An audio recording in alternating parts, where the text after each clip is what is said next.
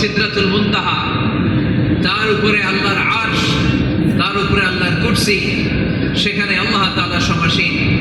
এই আরশের উপর থেকে আল্লাহ তাআলা জমিনের অতল গহ্বরে, কোন জঙ্গলে, কোন গুহার ভিতরে কোন পিপিলিকাও যদি হেঁটে যায়, আল্লাহ বলে এত উপর থেকে ওই পিঁপড়ার হেঁটে চলার পায়ের আওয়াজটাও আমি আল্লাহ শুনতে পাই।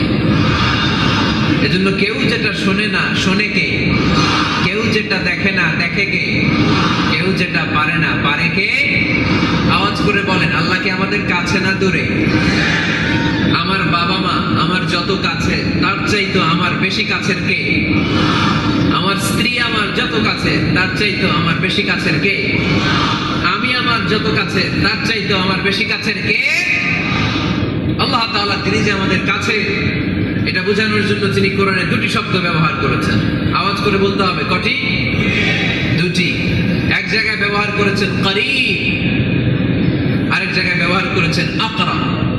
রব্বুল আলামিন বলেন, وَإِذَا سَأَلَكَ عِبَادِي عَنِّي فَإِنِّي قَرِيبٌ أُجِيبُ دَعْوَةَ الدَّاعِ إِذَا دَعَانِ فَلْيَسْتَجِيبُوا لِي وَلْيُؤْمِنُوا بِي لَعَلَّهُمْ يَرْشُدُونَ।